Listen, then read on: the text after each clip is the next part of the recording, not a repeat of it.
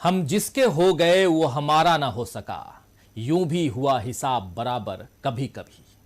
नमस्कार, मैं हूं राजीव और आप देख रहे हैं घूमता हुआ आईना।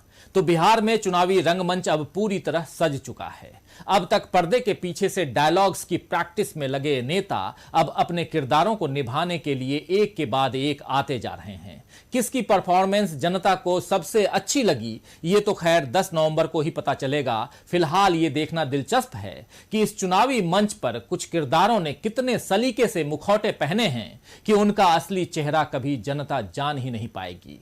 तो जैसा कि हर चुनाव में होता आया है, वैसे ही बिहार के चुनाव में भी बिजली, पानी, सड़क, कृषि ऋण, शिक्षा, रोजगार आदि मुद्दे बने हैं। और जैसा कि भाजपा शासन में होते आया है कि हर चुनाव की तरह बिहार चुनाव में भी उसी तरह पाकिस्तान और कश्मीर सब मुद्दा बन चुके हैं। खास बात यह है कि इस बार कश्मीर का मुद्दा खड़ा करने के लिए बड़े दूर की कौड़ी खेली गई है।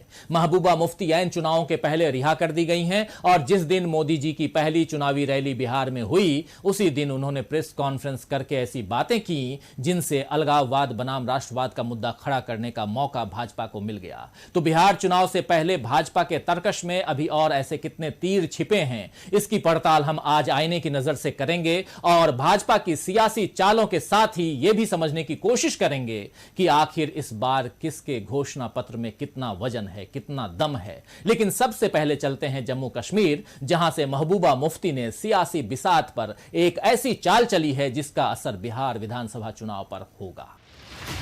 शुक्रवार को पीएम नरेंद्र मोदी की बिहार चुनाव में एंट्री हुई और आते ही उन्होंने सीएए, कृषि बिल और अनुच्छेद 370 के नाम पर वोटर्स को बांटने की कोशिश की। अजीब संयोग है कि जब मोदी जी मंच पर कश्मीर को राष्ट्रवाद से जोड़ने का माहौल बना रहे थे, उसी समय कश्मीर में महबूबा मुफ्ती इस राष्ट्रवाद को कथित तौर पर चुनौती दे रही थीं। 14 महीनों की नजरबंदी के बाद 13 अक्टूबर को महबूबा मुफ्ती की रिहाई होती है, लेकिन रिहाई के बाद अपनी पहली प्रेस कॉन्फ्रेंस करने में उन्हें 10 दिन लग गए और दिन भी वही जब मोदी जी की बिहार में पहली रैली थी। इधर मोदी जी कश्मीर पर अपने फैसले को सही ठहरा रहे थे, उधर महबूबा मुफ्ती कह रही थी कि बीजेपी संविधान की जगह अपने मैनिफेस्टो को देश में लागू करना चाहती है। उन्होंने साफ कहा कि फारूक अब्दुल्ला की नेशनल कॉन्फ्रेंस और दूसरी छोटी पार्टियों के साथ बना राजनीतिक गठबंधन 5 अगस्त 2019 को कश्मीर के कानूनी और संवैधानिक अधिकारों के कब्जे के खिलाफ संघर्ष करता रहेगा। अनुच्छेद 370 को हटाने और जम्मू कश्मीर को 2 हिस्सों में बांटकर केंद्र शासित प्रदेश बनाने को महबूबा मुफ्ती ने डाका जनी करार दिया और कहा कि जब तक हम लोगों को अपना यानी जम्मू कश्मीर का झंडा वापस नहीं मिल जाता, हम लोग भारतीय झंडे को नहीं उठाएंगे। एक कहावत है कि अंधा क्या चाहे, 2 आंखें। जी हां, चुनाव अगर हिंदू, मुसलमान या भारत और पाकिस्तान जैसे मुद्दों पर हो तो भाजपा के लिए जीत दर्ज करना हम देखते हैं कि आसान हो जाता है। उत्तर प्रदेश, हिमाचल, उत्तराखंड, असम, त्रिपुरा, ये तमाम राज्य इस धार्मिक खाई पर जीते गए और चुनावों के साक्षी हैं, साक्षी बने भी। बिहार में विपक्षी दल विकास, बाढ़, रोजगार, शिक्षा, प्रवासी मजदूर, स्वास्थ्य जैसे कई मुद्दों पर जनता का ध्यान केंद्रित करवाना चाहते हैं और भाजपा इन्हीं मुद्दों से ध्यान भटकाना चाहती है। इसीलिए आदित्यनाथ योगी से लेकर हम देख रहे हैं कि प्रधानमंत्री नरेंद्र मोदी तक कश्मीर और पाकिस्तान का नाम ले रहे हैं। सीएए यानी कि नागरिकता संशोधन कानून और एलएसी पर यानी कि चीन और भारत के बीच की जो सीमा है उस पर बात कर रहे हैं। सांप्रदायिक और धार्मिक विभाजन की इस कोशिश को राष्ट्रभक्ति का नाम दिया जाता है और अब महबूबा मुफ्ती भी इस कोशिश को सफल बनाती हुई दिख रही हैं। इसीलिए उनके बयान पर अब राष्ट्रवाद बनाम अलगाववाद का मुद्दा खड़ा हो गया है। महबूबा मुफ्ती ने शुक्रवार की प्रेस कॉन्फ्रेंस में मोदी सरकार को खूब खरी खोटी सुनाई। उन्होंने कहा कि जब सरकार अर्थव्यवस्था को संभालने में और लोगों के सशक्तिकरण में फेल हो जाती है तो वो अल्पसंख्यकों और कश्मीर को निशाना बनाती है। उन्होंने चेतावनी भी दी कि अगर कश्मीर का मसला हल नहीं किया गया तो इसके नतीजे बहुत गंभीर होंगे। महबूबा मुफ्ती ने इस बात पर जोर दिया कि राज्य की संवैधानिक स्वायत्तता को वापस लाना एक राजनीतिक लड़ाई है। कुछ ऐसे ही विचार फारूक अब्दुल्ला ने भी दिए थे, लेकिन उनका बिहार चुनाव से कोई वास्ता नहीं था। जबकि महबूबा मुफ्ती के बयान की टाइमिंग कई सवाल खड़े करती है। जैसे उन्होंने न केवल कश्मीर समस्या का हल ढूंढने का इरादा जताया, बल्कि ये भी कह दिया कि वे तिरंगे को नहीं उठाएंगे। गौरतलब है कि संविधान के अनुच्छेद 370 के तहत कश्मीर को जो विशेष राज्य का दर्जा हासिल था, उसमें उसे राज्य का अलग झंडा रखने का भी अधिकार था। लेकिन अनुच्छेद 370 के हटने के साथ ही जम्मू कश्मीर से यह अधिकार छीन लिया गया। तिरंगे को लेकर देशवासी स्वाभाविक तौर पर इमोशनल हैं, इसीलिए सवाल उठता है कि महबूबा ने इस वक्त झंडे की बात क्यों की। उनके बयान के बाद जिस तरह केंद्रीय मंत्री जितेंद्र सिंह की प्रतिक्रिया आई है, उससे भी ऐसा लगता है कि बिहार चुनाव में जानबूझकर मतदाताओं को भावनात्मक तौर पर भुनाने की कोशिश की जा रही है। जितेंद्र सिंह ने कहा कि महबूबा मुफ्ती मुख्य धारा की राजनेता होने का दावा करती हैं, लेकिन उन्हें तिरंगा उठाने में परेशानी है। हम कई बरसों से ये कहते रहे हैं कि कश्मीर में तथाकथित राजनेता कई बार अलगाववादियों से ज्यादा खतरनाक होते हैं। तो देखा आपने कि किस तरह अलगाववाद की बात उठाकर एक बार फिर जनता को भरमाने की कोशिश हो रही है कि अगर देश को मजबूत करना है तो भाजपा ही एकमात्र विकल्प है। वैसे भी मोदी जी ने भागलपुर की रैली में, आपको याद होगा, कि साफ कह दिया था कि जो लोग एनडीए विरोधी हैं वो देश विरोधी हैं। इस तरह के बयान से उन्होंने लोकतांत्रिक चुनाव प्रक्रिया को ही बेकार साबित करने की कोशिश की है।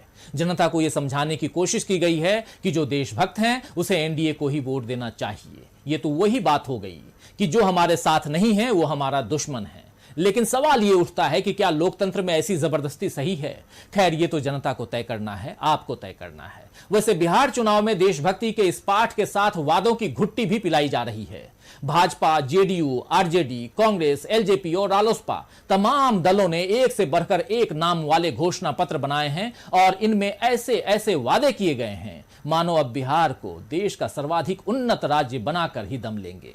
तो किसके घोषणा पत्र में कितना दम है, आइए ये देख लेते हैं इस रिपोर्ट में। बिहार चुनाव में बदलाव से लेकर वचन और प्रण जैसे नामों से इस बार घोषणा पत्र जारी हुए हैं। आरजेडी, कांग्रेस और वाम दलों के महागठबंधन ने नवरात्र के पहले दिन अपना घोषणा पत्र जारी किया, जिसे बदलाव के संकल्प पत्र का नाम दिया गया है। इसमें बिहार के बदलाव के लिए कहा गया है कि पहली कैबिनेट में 10 लाख नौजवानों को रोजगार मिलेगा। परीक्षा के लिए भरे जाने वाले आवेदन फॉर्म पर फीस माफ होगी।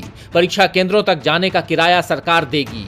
पलायन रोकने के लिए काम होगा। शिक्षकों के लिए समान काम समान वेतन का वादा किया गया। जीविका दीदियों का मानदेय दोगुना करने का वादा किया गया और साथ ही पहले विधानसभा सत्र में केंद्र के कृषि संबंधी तीनों बिल के प्रभाव से बिहार के किसानों को मुक्ति दिलाने की घोषणा की गई। वहीं एनडीए ने अपना घोषणा पत्र अब तक जारी नहीं किया और इसकी जगह अपना रिपोर्ट कार्ड जारी किया है। रिपोर्ट कार्ड में सबसे पहले जम्मू कश्मीर से अनुच्छेद 370 हटाने और अयोध्या में राम मंदिर की नींव रखने पर नंबर बटोरने की कोशिश की गई। इसके बाद 3 तलाक से मुक्ति का जिक्र है। रिपोर्ट कार्ड में बताया गया है कि कैसे एनडीए के शासनकाल में सड़कों और पुलों का जाल बिछा है। वहीं कांग्रेस ने बदलाव पत्र के नाम से जो घोषणा पत्र जारी किया है उसमें बाकी वादे तो महागठबंधन के घोषणा पत्र जैसे ही हैं, लेकिन खास बात यह है कि बिहार के किसानों से सत्ता में आने पर मुफ्त बिजली और कर्ज माफ करने का वादा किया गया है। जबकि आरजेडी ने हमारा प्रण संकल्प बदलाव का नाम अपने घोषणा पत्र को दिया है।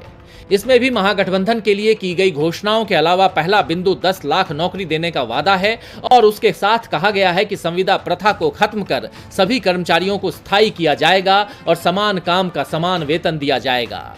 सभी विभागों में निजीकरण को समाप्त किया जाएगा। हेल्थ केयर सेक्टर में निजी और असंगठित क्षेत्रों के माध्यम से प्रत्यक्ष नौकरियों और परोक्ष रोजगार के लाखों अवसर होंगे। साथ ही सरकारी नौकरियों के 85% पद बिहार के युवाओं के लिए आरक्षित करने का वादा किया गया। तो आरजेडी, कांग्रेस और उनका महागठबंधन जिस तरह रोजगार के दावे कर रहा है, सरकारी नौकरियों में बिहार के युवाओं को प्राथमिकता देने की बात की जा रही है और कृषि बिल का विरोध घोषणा पत्र में है, उससे साफ दिख रहा है कि युवाओं के भरोसे महागठबंधन आगे बढ़ना चाह रहा है। वैसे बिहार चुनाव में जिस तरह रोजगार देने के दावे किए जा रहे हैं, उसे देखकर लगता है कि अभी देश में बेरोजगारी का जो भयावह संकट है वो जल्द ही दूर हो जाएगा। महागठबंधन के अलावा भाजपा भी रोजगार के वादे कर रही है, जबकि अलग मोर्चे से खड़ी हुई रालोसपा बिहार के लोगों को 25 वचन दे रही है। एनडीए में बीजेपी की सहयोगी जेडीयू ने तो तेजस्वी के 10 लाख रोजगार पर सवाल उठाए कि इसके लिए पैसा कहां से आएगा, लेकिन खुद बीजेपी ने बिहार के लिए पहले विजन डॉक्यूमेंट में जो 11 संकल्प किए हैं उसमें एक खास संकल्प 19 लाख रोजगार देने का भी है। इसके अलावा 1 करोड़ महिलाओं को आत्मनिर्भर बनाने का वादा है और मेडिकल और इंजीनियरिंग समेत सभी तकनीकी कोर्स को हिंदी भाषा में उपलब्ध कराने का इरादा भी है। यानी भाजपा भी युवाओं को लुभाने की कोशिश में है। इसके अलावा सबसे खास बात यह है कि भाजपा ने वादा किया है कि कोरोना वैक्सीन उपलब्ध होने पर हर बिहार वासी का मुफ्त में टीकाकरण होगा। इधर जेडीयू ने पूरे होते वादे अब है नए इरादे के नारे के साथ अपने घोषणा पत्र को जनता के सामने रखा है।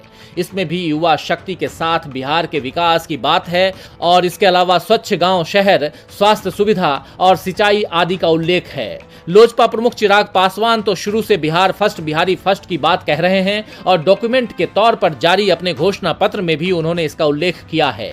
सीता मैया का भव्य मंदिर और सभी महिलाओं को मुफ्त में बस यात्रा की सुविधा के साथ समान काम समान वेतन का वादा उन्होंने किया। रोजगार के मुद्दे पर वे भी पीछे नहीं रहे। उन्होंने कहा कि सभी विभागों के अनुमोदित और स्वीकृत पदों में शीघ्र बहाली होगी। साथ ही बिहार फर्स्ट, बिहारी फर्स्ट युवा आयोग के गठन का वादा भी उन्होंने किया है। राष्ट्रीय लोक समता पार्टी यानी रालोसपा भी युवाओं को लुभाने में पीछे नहीं है। पार्टी अध्यक्ष उपेंद्र कुशवाहा ने अपने घोषणा पत्र में पढ़ाई, दवाई, कमाई, सिंचाई, कार्रवाई और सुनवाई की तुकबंदी बिठाई है। साथ ही पटना का नाम बदलकर पाटलिपुत्र करने और बिहार में स्पोर्ट्स विश्वविद्यालय बनाने का भी वादा किया है। तो वचन, संकल्प, प्रण, बदलाव और विजन से भरे इन घोषणा पत्रों को देखकर अब यह कहा जा सकता है कि कागजों में ही सही लेकिन बिहार के विकास की तस्वीर अब खींच दी गई है। यह तस्वीर हकीकत में कैसे बदलेगी ये तो चुनाव लीला के खत्म होने के बाद ही पता चलेगा। फिलहाल देश में विकास की बदहाली की तस्वीर सामने आने लगी है।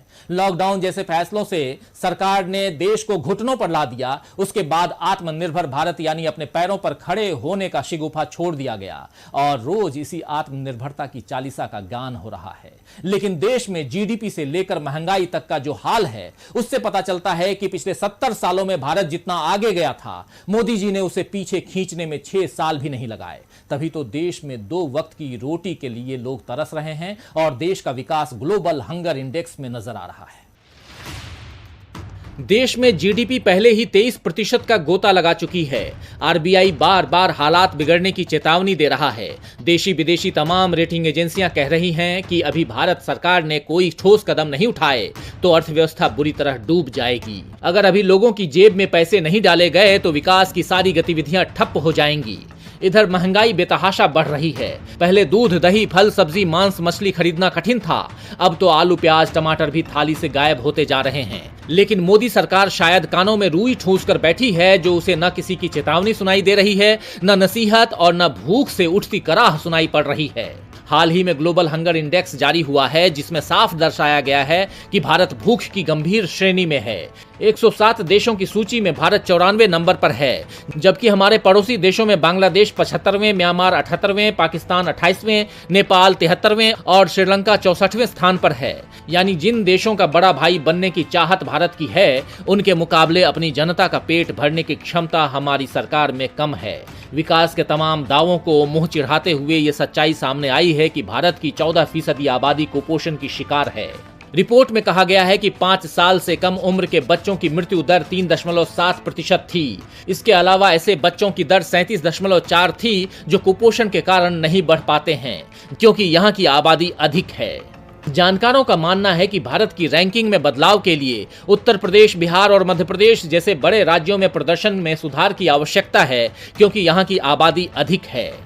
तो यह संयोग ही है कि इन तीनों राज्यों में भाजपा की सरकार है और अपनी सत्ता को बनाए रखने का लालच भी है। इन राज्यों में भाजपा हिंदू मुसलमान जैसे मुद्दों से ही जनता का पेट भरने में लगी है। हर हाथ को काम और हर थाली में रोटी की बात से अधिक कश्मीर और पाकिस्तान की फिक्र भाजपा को सता रही है। बिहार की चुनाव लीला में अब और न जाने कितने प्रहसन, कितने नाटक देखने बाकी हैं। खैर, चलते चलते शायर फना निजामी कानपुरी का एक शेर याद आता है कि तेरे वादों पे कहां तक मेरा दिल फरेब खाए, तेरे वादों पे कहां तक मेरा दिल फरेब खाए, कोई ऐसा कर बहाना मेरी आस टूट जाए। तो आज के लिए बस इतना ही, फिर मिलेंगे खबरों के नए आईने के साथ। तब तक देखते रहिए डीबी लाइव। नमस्कार। हमारे चैनल से जुड़े रहने के लिए यूट्यूब पर टाइप करें डीबी लाइव, सब्सक्राइब बटन को क्लिक करें और बेल आइकन को दबाना न भूलें ताकि खबरें आप तक पहुंचती रहें। देखते रहिए डीबी लाइव, क्योंकि यहां हैं खबरें लगातार।